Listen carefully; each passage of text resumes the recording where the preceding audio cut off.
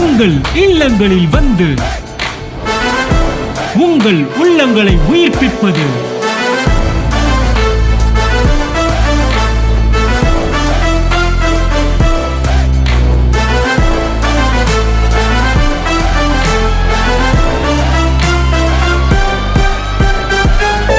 உங்கள் channel DJ. என்னுடைய பெயர் ஸ்டான்லி லிவிங்ஸ்டன். 2020 எனக்கு திருமணம் நடந்தது. ஜஸ்டின் அண்ணன் தலைமையில் தான் எனக்கு திருமணம் நடக்குது. அப்போது திருமணமான புதிதிலே எனக்கு என்னுடைய ஒய்ஃப் கன்சீவ் வராங்க. அந்த சந்தோஷத்தில் நாங்கள் ஸ்கேன்லாம் போய் டாக்டரை பார்க்குறோம். ஸ்கேன் ரிப்போர்ட்லாம் வருது. ரெண்டு குழந்தைன்னு சொல்லும்போது ரொம்ப மகிழ்ச்சி. என் ஒய்ஃபுக்கும் எனக்கும் சரி ரொம்ப மகிழ்ச்சி. வீட்டில் சொல்கிறோம், சொந்தக்காரங்க, ரிலேட்டிவ், ஃப்ரெண்ட்ஸஸ்லாம் சொல்கிறோம். ரொம்ப மகிழ்ச்சியில் நம்ம போகிறோம். அடுத்த ஸ்கேனுக்கு வர சொல்கிறாங்க. அடுத்த ஸ்கேனில் எங்களுக்கு ஒரு அதிர்ச்சியான ஒரு செய்தி வெயிட் பண்ணிக்கிட்டு இருந்திருக்கு. நாங்கள் அந்த ஸ்கேன் போன பிறகு டாக்டர் எங்கள்கிட்ட கூப்பிட்டு சொன்னாங்க, ரெண்டு குழந்தைக்குமே ஹார்ட் பீட் வரல, அதனால் கொஞ்சம் வெயிட் பண்ணி பார்க்கலாம் அப்படின்னு சொன்னாங்க. திருப்பி 10 நாள் கழிச்சு நாங்கள் போகும்போது திருப்பி ஹார்ட் பீட் எந்த மூமெண்ட்டும் எதுவுமே இல்லை. ஸோ இது பெட்டர் அவாய்ட். நம்ம டிஎன்சி பண்ணிடலாம், நல்லது. இது இல்லைன்னா உங்களை பாதிக்கும், இந்த குழந்தை வளர்ச்சி இல்லை அப்படின்ட்டாங்க.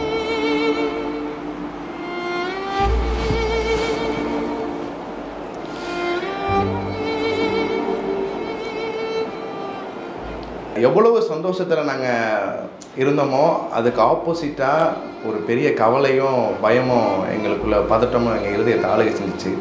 மற்ற ஸ்கேன் சென்டரில் கூட வேறு மாதிரி சொல்லலை வாய்ப்பு இருக்குது அப்படின்னு சொல்லி எங்களுக்கு தெரிந்த 2-3 ஸ்கேன் சென்டர்லாம் போய் நாங்கள் செக் பண்ணி பார்க்குறோம்.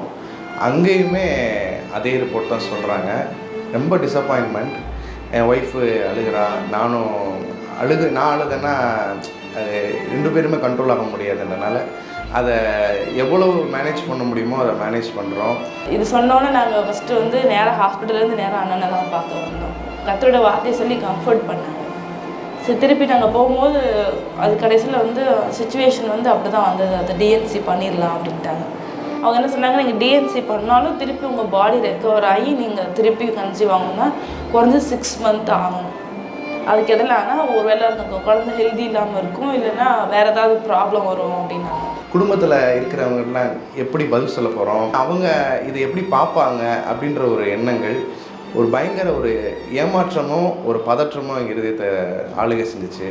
இது என்ன ப்ராப்ளம் அப்படின்னா, இது குரோமோசோம் ப்ராப்ளம் அப்படின்னு சொல்லிட்டாங்க.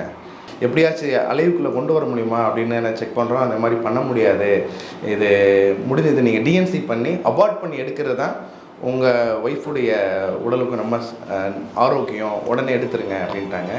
ஸோ 60 days வரைக்கும் வெயிட் பண்ணி நாங்கள் அதை அபார்ட் பண்ணி ஒரு பயங்கரமான ஒரு அழுகையின் பள்ளத்தாக்கு அப்படிங்கிற மாதிரி ஒரு சூழ்நிலை நடந்து போனோம். அந்த இடத்துல தான் ஜஸ்டின் என்கிட்ட இந்த விஷயத்தை நான் சொல்கிறேன். நாங்கள் ஜஸ்டின் அண்ணன் சர்ச்சுக்கு தான் போகிறோம். அப்போ தான் இந்த காரியத்தை அண்ணன்ட்ட சொல்லும் பொழுது அண்ணன் எங்களுக்காக ஸ்பெசிஃபிக்காக ப்ரேயர் பண்ணுறாரு. கவலைப்படாதீங்க ஸ்டான்லி, கர்த்தர் பெரிய காரியத்தை செய்வார், அற்புதத்தை செய்வார் அப்படின்னாங்க. ஆனால் டாக்டர் என்ன சொன்னாங்க அப்படின்னா, குறிப்பிட்ட ஸ்டேஜ் வரைக்கும் இந்த மாதிரி நீங்கள் அடுத்த கன்சீவ் ஆகக்கூடாது அப்படின்னாங்க. அதே மாதிரி கன்சீவ் ஆனாலும் குரோமோசோம் ப்ராப்ளம் இருக்க வாய்ப்பு இருக்குது, அதுக்கு நீங்கள் ட்ரீட்மெண்ட்லாம் எடுக்கணும் அப்படின்ற ஒரு மாதிரி பயமுறுத்துகிற விஷயங்கள்லாம் அவங்க சொல்லிட்டாங்க. நான் சொன்னேன், அதெல்லாம் பயப்பட வேண்டாம், கர்த்தர் இந்த காரியத்தில் ஒரு பெரிய அற்புதத்தை செய்வார் அப்படின்னு சொல்லி ப்ரேயர் பண்ணி முடிச்சிட்டாங்க. இந்த வருஷத்தில் கர்த்தர் உங்களுக்கு ஒரு குழந்தையை தருவார். நன்மையான எந்த ஈவும் பூரணமான எந்த வரமும் பரத்திலிருந்து உண்டாகி ஜோதிகளின் பிதாவின் இடத்தில் இறங்கி வருகிறது. உங்களுக்கு கர்த்தர் நல்ல ஒரு குழந்தை இந்த வருஷம் தருவார். அப்புறம் ஒரு 2-3 monthsலேயே மறுபடியும் நான் கன்சீவ் ஆனேன். அப்போது நாங்கள் செக் பண்ணி பார்க்கும்போது கன்சீவ் ஆகிருக்கு அப்படின்ற ஒரு இது பார்த்தோம். டாக்டர்கிட்ட போய் செக் பண்ணும் பொழுது குழந்தை ஆரோக்கியமாக இருக்குது, ஹார்ட் பீட் வந்துடுச்சு அப்படின்னு சொன்னாங்க.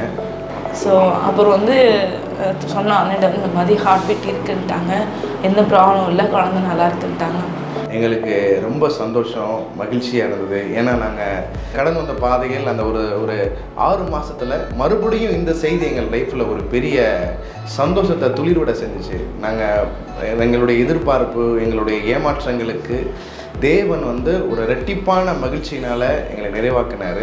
தம்பி கன்சீவ் ஆகும்போது போகும்போது அவங்க சொன்னாங்க இல்லை குழந்தை ஹெல்த்தியாக இருக்கு, எந்த ப்ராப்ளம் இல்லைன்னு.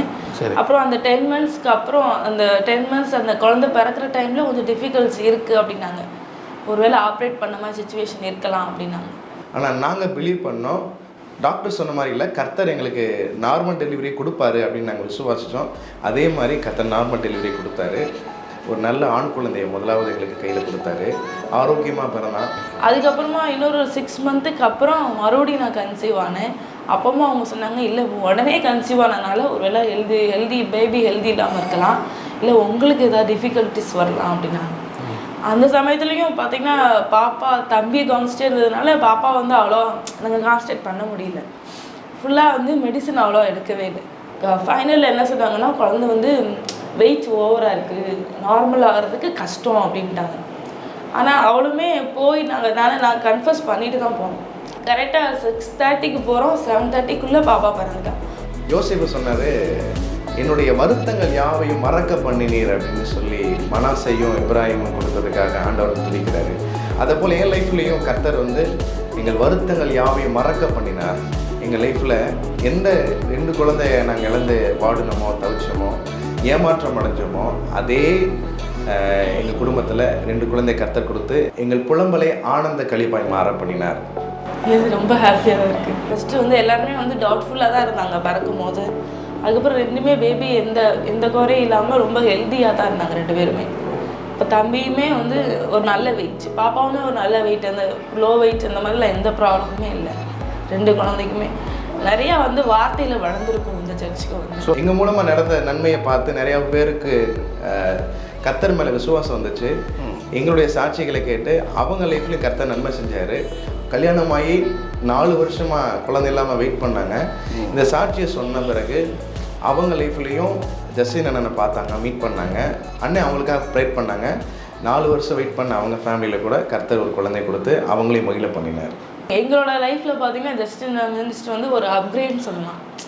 இது ஸ்கூல்லேருந்து காலேஜ் போகிறாங்க இல்லையா, அந்த மாதிரி நாங்கள் இருந்த சபைகளில் நாங்கள் கேட்ட சத்தியங்களை விட இப்போ கேட்கும்போது இது ரொம்ப அப்கிரேடாக இருக்குது. பலமுள்ள ஆகாரம்னு சொல்லுவாங்க, அந்த மாதிரி அடுத்த ஒரு லெவலுக்கு நாங்கள் போன மாதிரி இருக்கு எங்களுக்கு. நீங்களும் பிலீவ் பண்ணீங்கன்னா கண்டிப்பாக உங்கள் லைஃப்லேயும் இதை நீங்கள் பார்ப்பீங்க. இதுவரையிலும் எங்களோட சாட்சிகளை நீங்கள் கேட்டிருப்பீங்க. இந்த 2 குழந்தைங்க தான் சாட்சிகளாக நாங்கள் சொன்னோம். நாங்கள் இழந்த 2 குழந்தைகளை காட்டிலும் கர்த்தர் எங்கள் வாழ்க்கையில் மறுபடியும் கர்த்தர் 2 குழந்தைகளை கொடுத்தாரு. என்னுடைய மூத்த பையன் பேர் வந்து எரிக் பெஞ்சமின், என்னுடைய 2வது பொண்ணு பேர் வந்து ஜோஸ்லின் ஒலிவியா. இந்த மினிஸ்ட்ரி மூலமாக நாங்கள் நிறைய நன்மைகள் பெற்றிருக்கிறோம். அண்ணனுடைய வார்த்தைகள் மூலமாக நாங்கள் ரொம்ப நன்மைகள் பெற்றிருக்கிறோம். அதனுடைய ஒரு பெரிய வெளிப்பாடு தான் இந்த அற்புதமான சாட்சி. உங்கள் வாழ்க்கையில் கர்த்தர் இந்த நன்மைகளை தந்து உங்களையே சாட்சியாக நிறுத்த அவர் வல்லமையுள்ளவராக இருக்கிறார்.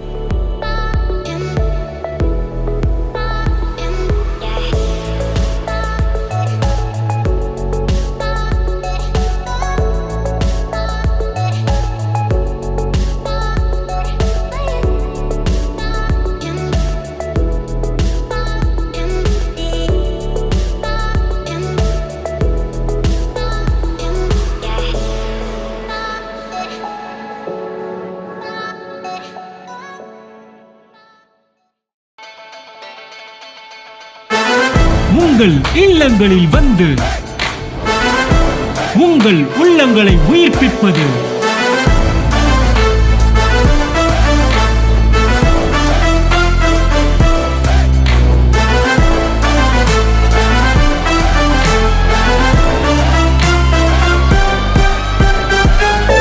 உங்கள் சேனல் டிஜே.